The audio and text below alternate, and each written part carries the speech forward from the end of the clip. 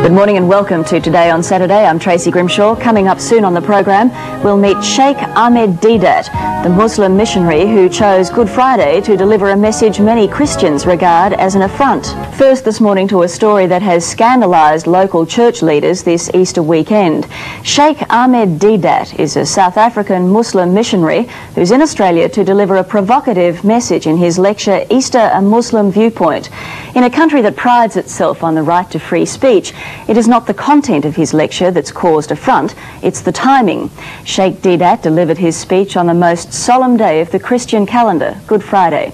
Sheikh Deedat joined me earlier. Good morning to you. Good morning, ma'am. What's the purpose of your visit to Australia? My purpose is to educate my people, as well as the Christians in this country, in regards to our relationship with Christianity. Because Islam is the only non-Christian faith which makes it an article of faith for its followers to believe in Jesus. No Muslim is a Muslim if he does not believe in Jesus. See, the bulk of mankind, the non-Muslims, they do not know that in this holy book of ours, the Holy Quran, is enshrined Jesus Christ. That in this vast volume, Muhammad, the so-called author of this book, the Quran, he is mentioned far less time than Jesus Christ. Jesus Christ in this book is mentioned 500% more times than Muhammad. But you don't believe that the Christian version of what happened at Easter is the correct version? That is true. What's your version? No. So he says now, number one, the people don't know that we believe in Jesus as one of the mightiest messengers of God. We believe in his miraculous birth, which many modern day Christians, including the bishops of the Anglican Church, they don't believe today. But we believe. We believe that Jesus was the Messiah, translated Christ. And we believe that he gave life back to the dead by God's permission, and he healed those born blind and the lepers by God's permission. And we believe that God took him up and he's coming back.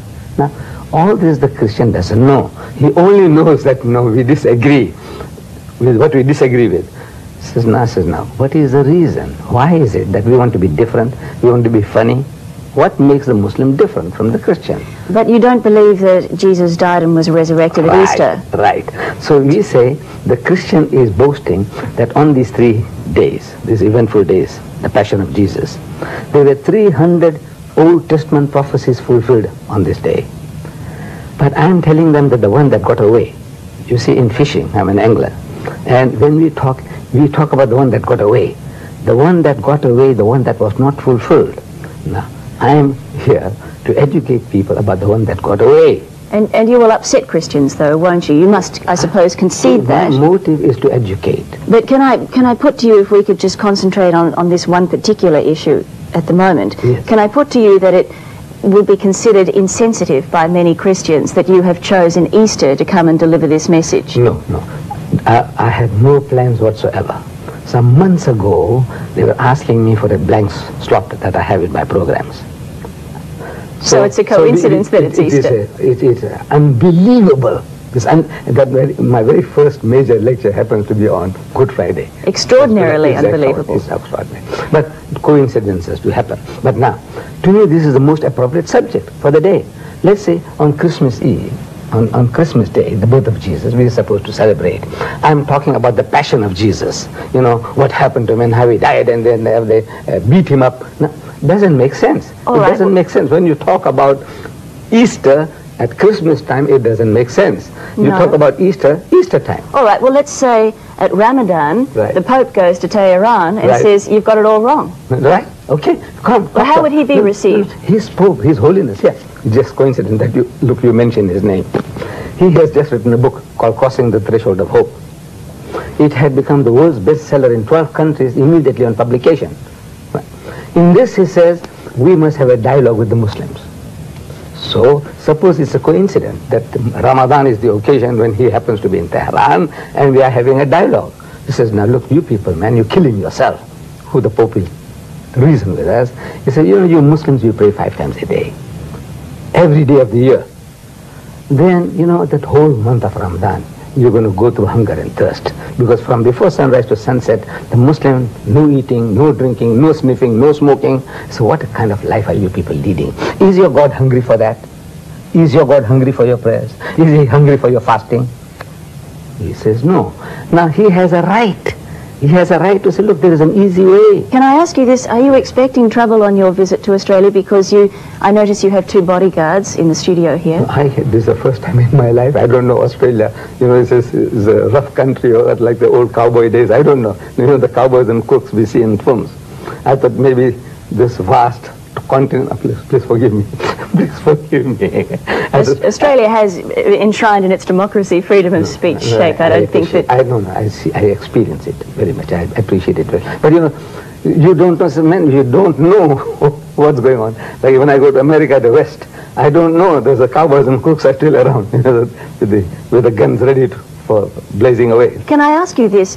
Why do you believe that we must all worship the same God? I mean, we don't all eat the same food. We don't all speak the same language. Why must we all worship the same God? Why isn't there room for us all to differ? No. We must tolerate each other's points of view, differences. But everybody is aiming to get a consensus. Everybody. The Christian wants the whole world to be Christianized. True or false? Look at the present moment. There are 35,000 crusaders occupied in Africa, raising the dust.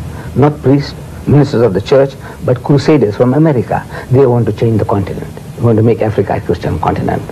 In 1977, in Indonesia, there were 6,000 crusaders trying to convert the Indonesians, and they have succeeded so far in converting 15 million Indonesians into Christianity. And by the turn of the century, they want to make Indonesia a Christian nation.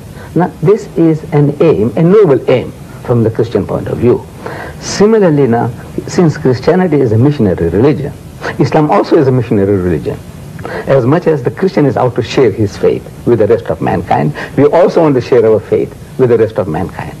And Islam, I don't know whether you know, is the fastest growing religion in the world.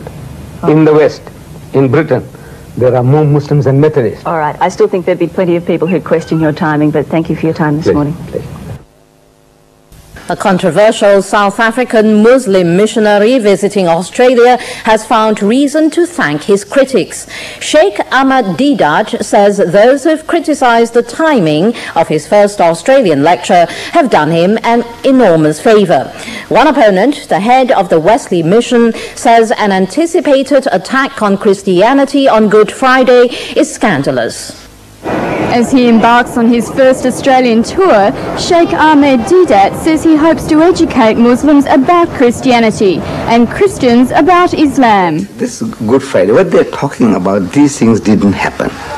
And my proof is from the Bible itself. The timing of the first public rally on Good Friday at Sydney's Town Hall has created a storm. Can you imagine if Christians hired the Sydney Town Hall to deny that Muhammad was a prophet, to attack the Quran and to disbase Islamic faith in the middle of Ramadan?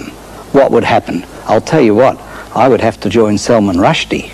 Tour organisers say they hope Reverend Moyes will meet the Sheikh to discuss the differences between the two religions. But we are not attacking, we just want to explain. Whether you believe or you not, it is up to you. The Sheikh believes Reverend Moyes has done him a great favour.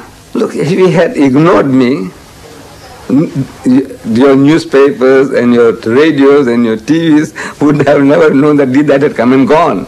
The New South Wales Ecumenical Council declined to comment on this sensitive matter, saying it does not want to inflame the relationship between Christians and Muslims, particularly at this holy time.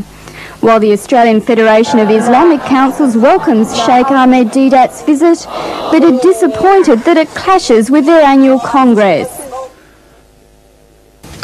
Plans for a Muslim lecture to be held at the Sydney Town Hall on Good Friday have sparked a religious row.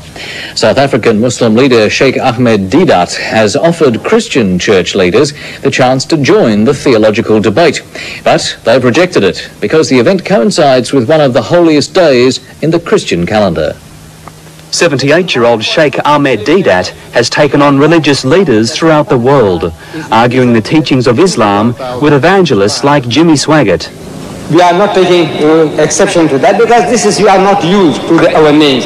But it's the timing of his Easter visit that's upset Christian church leaders. The Sheikh has made a booking on Good Friday at no less a venue than the Sydney Town Hall to argue the Islamic view that Jesus was a prophet but not the Son of God.